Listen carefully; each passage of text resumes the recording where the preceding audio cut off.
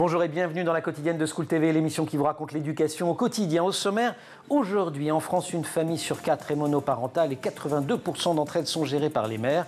Comment faire quand le conte de fées du couple et de la famille idéale vole en éclats? On va poser la question à Marguerite Desgy, elle est l'invitée du Grand Oral. Dans l'Anti-Sèche, toute cette semaine, on réveille notre culture générale sur Jules César.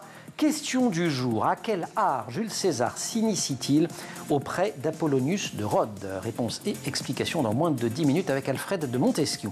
Et puis enfin, notre rendez-vous hebdomadaire avec Amélie Paris, sujet des années collège aujourd'hui, le survêt, la star des cours de récré. La quotidienne de School TV, c'est maintenant, c'est parti, Grand Oral.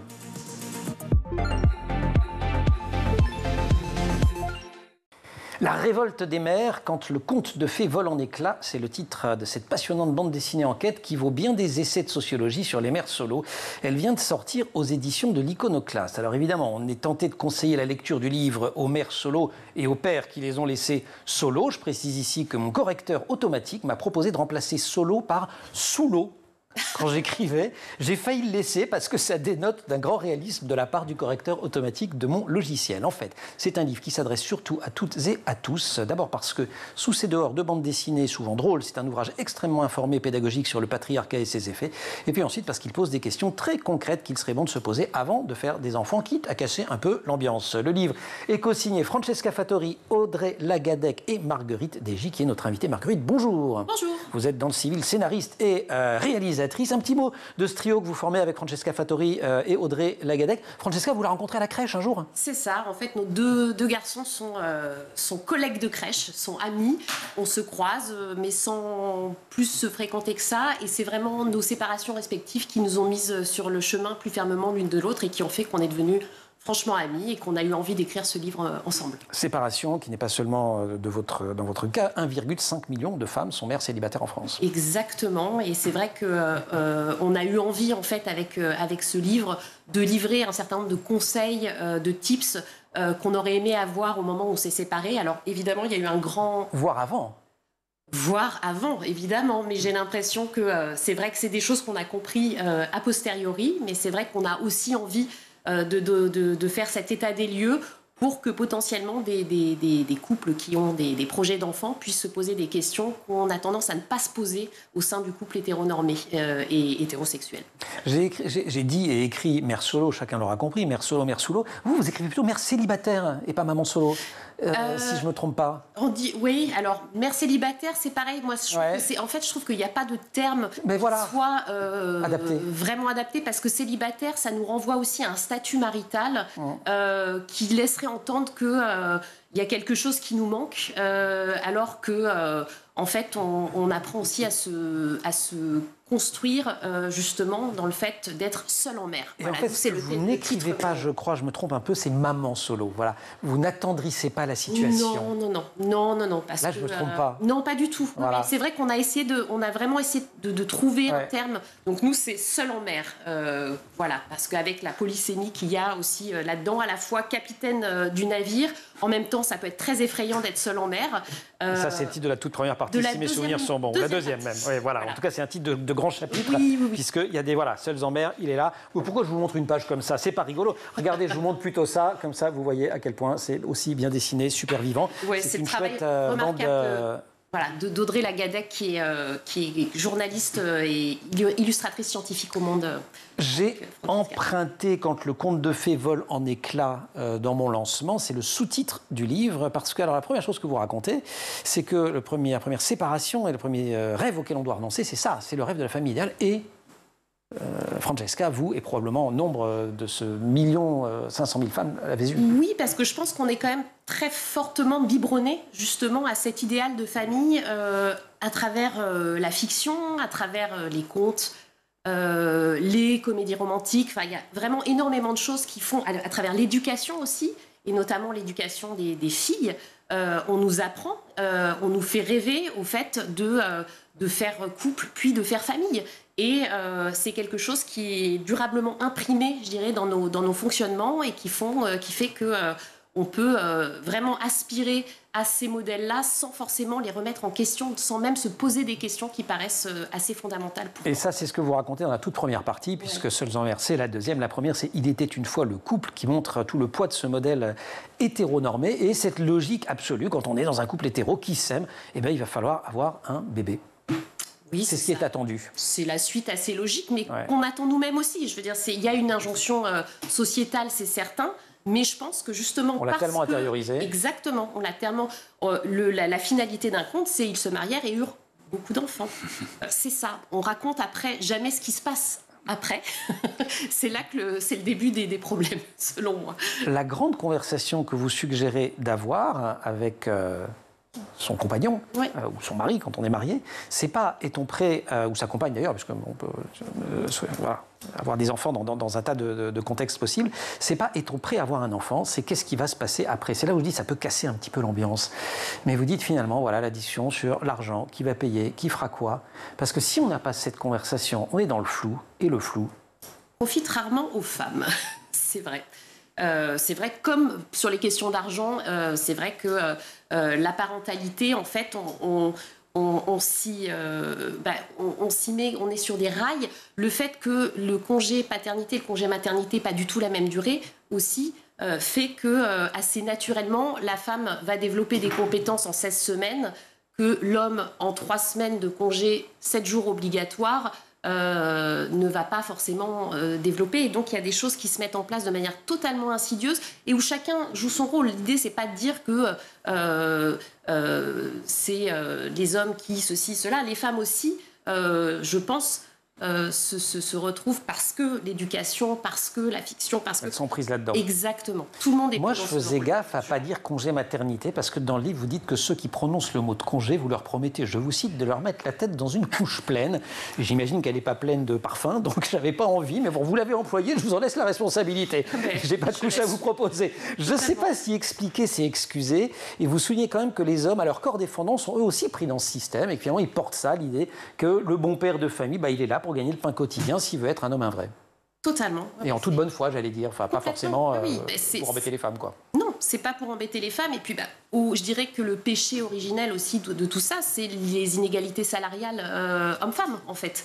À partir du moment où, de manière systémique, les hommes vont... Alors, il y a toujours des exceptions, mais les hommes vont plutôt plus gagner d'argent. Ça paraît logique aussi que ce soit leur travail qui prévalent, que ce soit eux qui continuent de travailler là où les femmes vont plutôt aménager leur emploi du temps.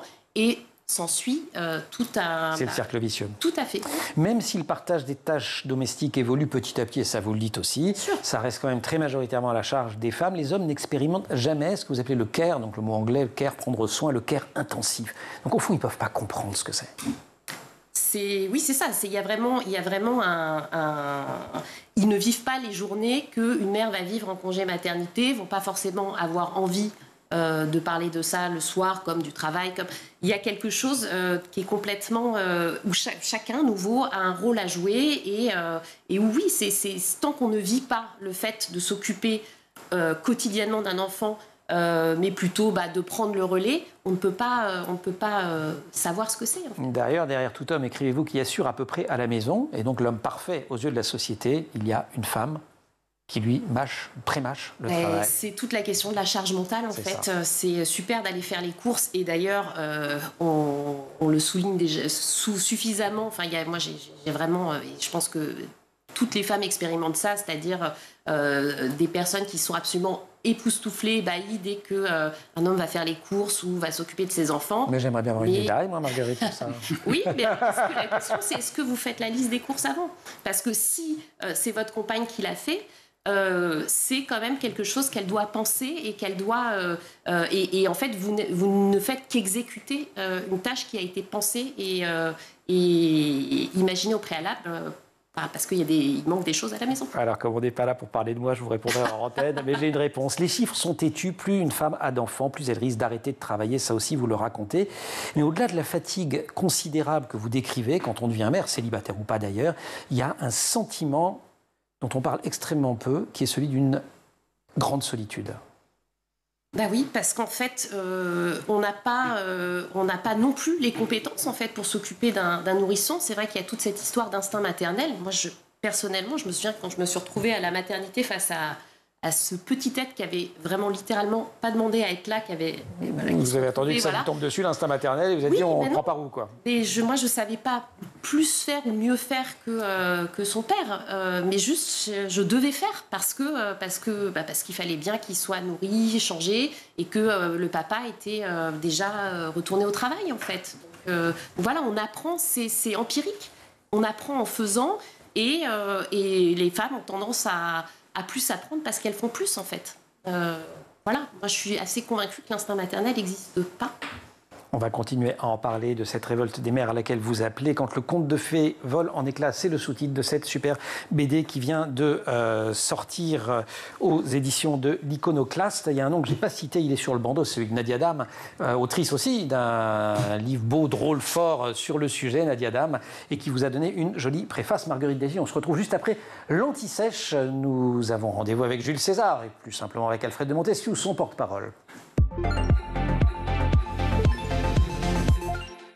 Alfred de Montesquiou, bonjour. Bonjour Emmanuel. Vous êtes le directeur de la communication de la Jules César Incorporation Company, auteur de Moi Jules César, que vous signez, c'est le jour des BD ici, une enquête historique impressionnante. Elle l'est, c'est chez Alary Éditions, les dessins sont de Neville et vous nous accompagnez depuis le début de la semaine. Alors la question du jour était, à quel art Jules César s'initie-t-il auprès d'Apollonius de Rhodes? Eh ben, c'est l'une des clés de voûte du personnage, c'est la rhétorique. Alors la rhétorique grecque, enfin romaine, mais les Romains vont apprendre en Grèce, c'est l'art de bien parler, de convaincre, c'est ce plateau. Mais dans le cas de César, en fait, c'est peut-être plus profond. En fait, les gens se moquent de lui à Rome. Il est petit, il est fragile. Tu chouines comme une pucelle. Oui, on lui dit ça. Il y a une forme d'homophobie. C'est très patriarcal, vous renotez. Les Romains sont oui, très ils sont bien placés pour ça, ouais. C'est-à-dire que les femmes ne sont pas citoyennes, elles n'ont pas le droit de vote, elles n'ont même pas de personnalité légale, et même les enfants sont des choses dont le père peut disposer. Le pater familias a le droit de vie ou de mort sur un enfant. Donc là, on est quand même assez loin de la société actuelle de ce point de vue-là, même si par beaucoup d'endroits, le cadre mental romain reste assez présent. Le cadre mental, le cadre juridique, le cadre géopolitique d'une certaine façon. Alors, et donc dans le cas de César, César subit notamment des critiques, on peut dire homophobes d'une certaine manière, c'est-à-dire qu'il est efféminé, il s'épile d'ailleurs, et il a une voix aiguë, et jamais il pourra être un meneur d'hommes, quoi. Jamais il pourra être un général. Et par ailleurs, il vient d'une famille de la haute noblesse, mais il est pauvre, il est élevé à Subur, qui est un mauvais quartier, et contrairement à ses petits camarades, ses cousins, les gens de son milieu, disons, il n'a pas un précepteur grec. Qui est le signe d'une aisance sociale et d'une forme de domination sociale. Il a un précepteur marseillais qui s'appelle Gnifo. Alors, évidemment, Marseille à l'époque est grec, c'est la cité phocéenne, c'est Phocée. Mais bon, on peut quand même considérer que c'était probablement moins bien qu'un vrai grec d'une certaine manière. Et bon, bref, pour toutes ces raisons, à un moment, il a des problèmes, il est jeune, il a des problèmes politiques à Rome, et il se barre, il va à Rhodes. Rhodes, à l'époque, c'est vraiment l'un des centres intellectuels du monde. Il va voir Apollonius Monon, qui a d'ailleurs été le prof juste 1 ou 2 ans avant de Cicéron. Ce qui n'est pas rien, quand même. Ce qui n'est pas rien, qui est la plus grande figure intellectuelle de sa génération. Et là, il apprend donc l'art de la rhétorique, mais probablement aussi... c'est probablement aussi presque un orthophoniste.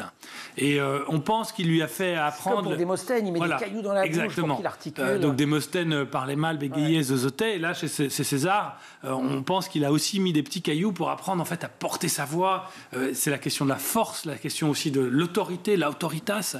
Et ce qui est sûr, c'est que César, qui perdait ses procès à Rome, parce que quand il part là-bas, il est déjà avocat. Enfin, l'avocat n'existe pas à Rome, mais les jeunes hommes, avant de se lancer dans la carrière des honneurs, le cursus honorum, faisait avocat, et César en l'occurrence n'arrêtait pas de perdre ses procès.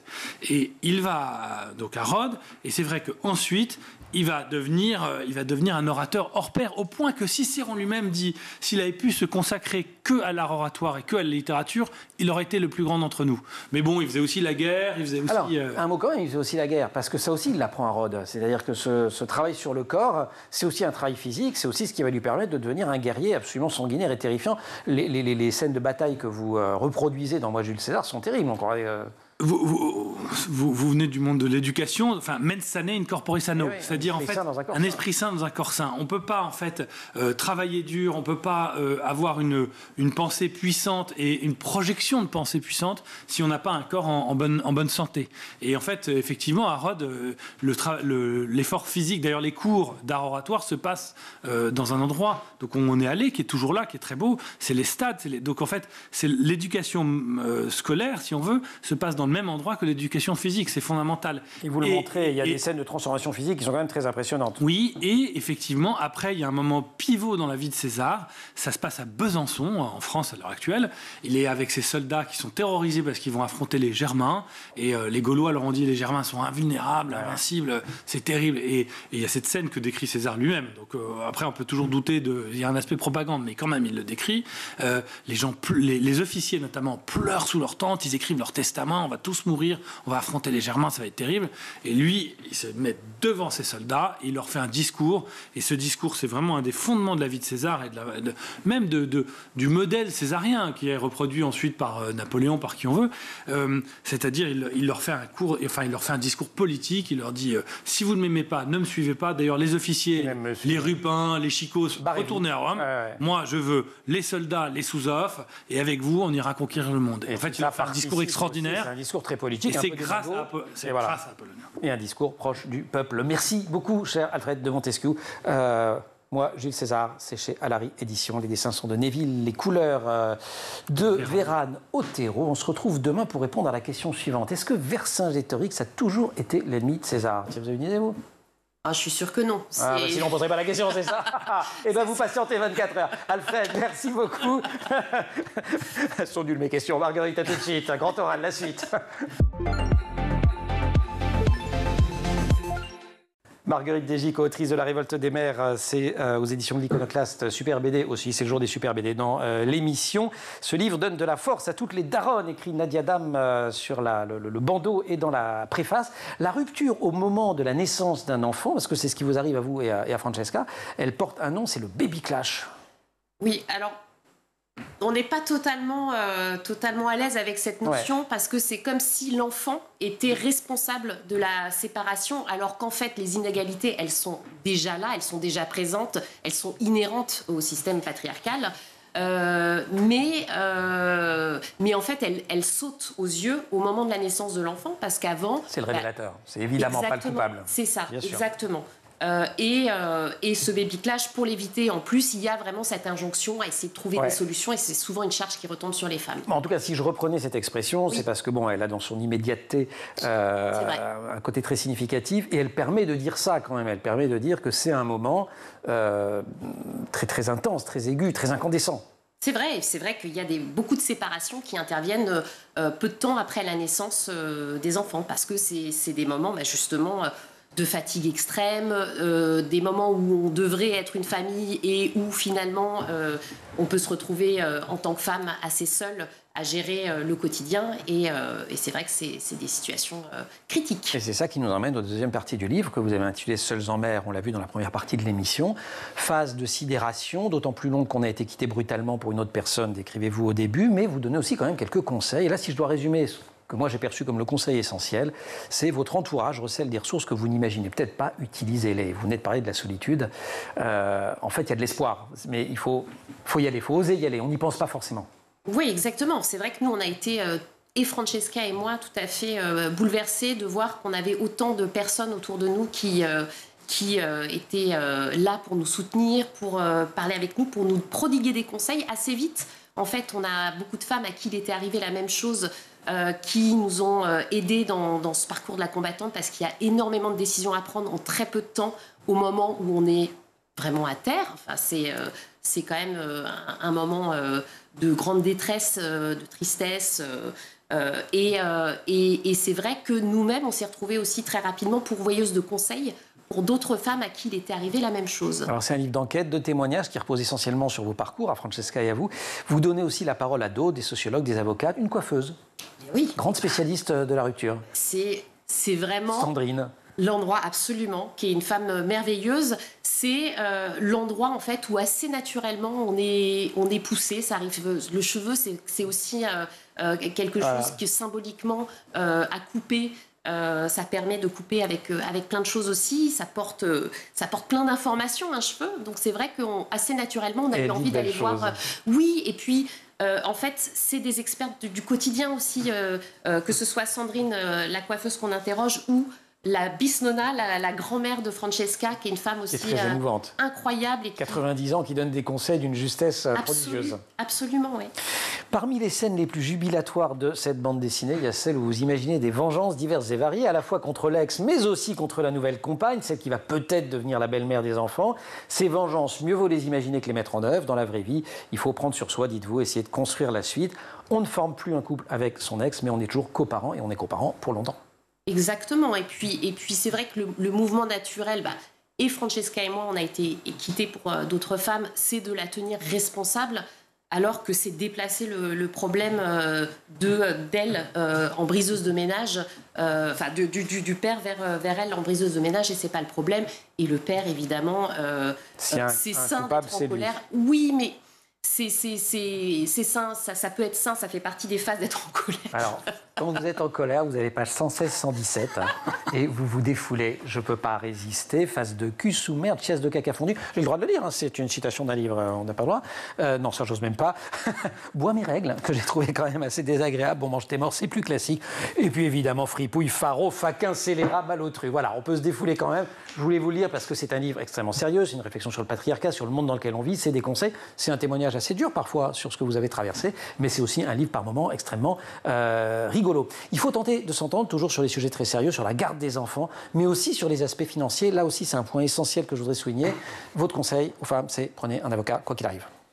Oui, ou en tout cas, connaissez vos droits. C'est ça. C'est fondamental. Le plus sûr, c'est quand même de prendre l'avocat. Oui. Et puis, il y a vraiment des solutions. L'avocate, ça peut faire peur parce que c'est vrai que c'est des frais, mais il y a des possibilités, il y a des aides juridictionnelles, et ça ne nécessite pas forcément d'avoir un avocat ou une avocate commis d'office. On peut choisir son conseil, et c'est vrai qu'en fait, on méconnaît fondamentalement nos droits. Et si j'insiste depuis le début de l'émission sur la question de l'argent, c'est aussi parce que je vous ai lu, elle est essentielle. 20% des femmes basculent dans la pauvreté une fois le divorce prononcé, selon une étude de la Fondation des femmes. Et d'ailleurs, ça a été votre cas. Alors oui, c'est 40%. C'est 40% des familles monoparentales qui basculent. Et derrière le terme famille monoparentale, c'est les femmes. En grande majorité, pour 82%. Voilà, c'est ça. Donc oui, moi, ça a été mon cas, parce que j'ai mis beaucoup de ma carrière de côté quand j'étais avec le père de mon fils pour m'occuper de lui. Vous êtes scénariste, réalisatrice, c'est des carrières compliquées aussi, précaires. Tout à fait. C'est des carrières précaires et qui nécessitent, je pense qu'Alfred ne va pas me contredire, mais qui nécessitent du temps, d'avoir de la disponibilité d'esprit aussi. Et c'est vrai que des journées qui commencent à 9h et qui se terminent à 16h15, 30, c'est très compliqué. Surtout qu'après, il y a le tunnel du soir, le fameux. On ne va pas pouvoir tout dire. Elle est extrêmement riche, cette bande dessinée. Il y a plein d'autres sujets. Du sourire et de l'optimisme quand même, parce que devenir mère célibataire, c'est peut-être l'occasion de devenir une MILF. Alors pas au sens anglais de l'acronyme, mais plutôt une mère indépendante, libre et fière. Ça permet aussi de dessiner des avenirs possibles du côté de la famille réinventée, vivre avec d'autres femmes, et puis dans les bons côtés d'un mot, parce que cet entretien touche à sa fin. Maintenant, vous voyez dans vos rencontres des drapeaux rouges, des red flags, ce que vous ne distinguiez pas avant. C'est ça, oui, le monde de la... on redécouvre un monde, c'est un deuil aussi à faire, parce que, comme on disait tout à l'heure, on est biberonné à tout cet idéal romantique, mais c'est très joyeux. Il y a des petits signes d'alerte que vous voyez aussi. Oui. Ah, toi, non. C'est ça, mais... Est-ce que tu fais ta liste pour les courses? Non. Écoute, on va rentrer chacun de notre côté. Mais je suis assez convaincue qu'il y a des hommes aussi qui commencent à faire leur liste eux-mêmes, et le constat, finalement, est assez joyeux et optimiste, et saurore aussi. Marguerite Désy, ici présente, Francesca Fattori, Audrey Lagadec, préface de Nadia Dam, c'est La Révolte des mères, c'est aux éditions de l'Iconoclaste, super BD, vous l'aurez compris, extrêmement riche, extrêmement instructive, extrêmement drôle aussi. Moi, Jules César, de Alfred de Montesquieu, dessiné par Neville, Alfred qu'on retrouvera demain pour la suite de l'Anti-Sèche. Pour l'heure, comme chaque semaine, nous avons rendez-vous avec Amélie Paris, les années collège. Elle a scruté les tenues de ses collégiennes et collégiens, et devinez quoi, c'est le survêt, la star des cours de récré. Comme chaque semaine, notre rendez-vous avec Amélie Paris. Amélie, bonjour. Bonjour. Les années collège, c'est le titre de votre chronique. Vous qui êtes professeur documentaliste au collège Maurice Utrio à Paris, dans le 18e, en REP. Plus. Il est aujourd'hui plus populaire que le jean chez les ados. Il est devenu la star des cours de récré. Pourtant, ça n'a pas toujours été le cas. Je suis le... Survêtement. Alors, autrefois synonyme de laisser aller, le survêtement ou survêt pour aller plus vite, ou encore le jogging pour les boomers était loin d'imaginer ceux qui l'attendaient aujourd'hui. Regardez sur cette photo prise au CDI. Alors, je précise qu'elle ne fait pas suite à un cours de PS. On compte au moins 6 ou 7 ados qui portent un survêtement contre un seul jean à l'extrême droite. Donc, c'est indéniable. Il est le pantalon préféré des ados. Et s'il a vu sa cote de popularité grimper ces derniers temps, c'est grâce à la tendance sportswear, mais comme vous le disiez, Emmanuel, ça n'a pas toujours été le cas. Et alors, quand vous adorez nous raconter des histoires, vous allez nous raconter la sienne. Oui, alors il faut remonter aux années 20 pour voir apparaître ce nouveau type de pantalon, donc molletonné, élastiqué à la taille et à la cheville, que seule une poignée de sportifs américains et européens portait, puisqu'il était destiné à leur tenir chaud et surtout à ne pas laisser le corps se refroidir avant et après l'épreuve. Oui, alors c'est Émile Camuset, le fondateur de la marque Lecoq Sportif, qui est le premier Français à l'ajouter à son catalogue dans les années 30, mais sous la forme d'un ensemble et vendu uniquement aux équipementiers. Alors pendant l'entre-deux-guerres, quand les activités sportives vont se populariser, l'idée de porter des vêtements larges pour cette pratique va se développer aussi, puisque jusqu'à maintenant le sport était réservé quand même à une élite qui le pratiquait soit en costume pour les hommes, voire même corseté pour les femmes. Mais sa démocratisation et surtout les compétitions internationales vont tout changer pour le survêtement. On a quoi comme compétition internationale? On a des Jeux Olympiques, Los Angeles 32, Berlin 36. Très bien. Ils vont avoir un... Eh ouais, j'ai révisé. Oui. Et oui, alors c'est eux qui vont vraiment le faire connaître au grand public, notamment quand les athlètes montent sur le podium pour récupérer leurs médailles. Alors les supporters copient leurs idoles et puis leur nation, et donc le survêtement, c'est souvent inscrit dessus, le survêtement va acquérir une fonction identitaire. Alors le Lecoq Sportif, encore lui, devient la première marque de sport généraliste à commercialiser un survêtement baptisé le costume du dimanche. Le costume du Mais oui. Jour. Alors la Seconde Guerre mondiale, évidemment, va freiner son expansion. Il faudra attendre les années 60 et la société de loisirs et de consommation pour qu'il connaisse sa véritable heure de gloire et sortir du cercle purement sportif. Alors on l'aime évidemment pour son confort. Les marques l'ont bien compris. Donc Adidas va développer sa ligne textile, Nike va faire son apparition et elles vont produire massivement des vêtements moins chers dans des vêtements synthétiques.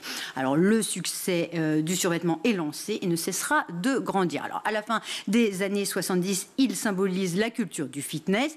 Dans les années 80, avec les groupes de hip-hop comme Run DMC, vont populariser certains modèles. Depuis les années 2000, il est devenu un objet de mode et de style ultra convoité que l'on voit autant sur les podiums que dans la rue, sur les stars que sur les femmes, sur les hommes et surtout les adolescents. Mais alors justement, les ados, quels sont les modèles préférés aujourd'hui? Vous avez enquêté? Mais oui, alors déjà les ados aiment porter un survêt pour faire comme tout le monde. C'est le propre de l'adolescence, pour imiter leurs idoles qui sont souvent les joueurs de foot et parce qu'on est à l'aise. Ça ne sert pas à la taille, ça ne boudine pas. Et puis certains peuvent glisser un short dessous, très pratique, juste avant le cours de PS. Et parce que les survêtements vont bien aussi avec leurs chaussures préférées.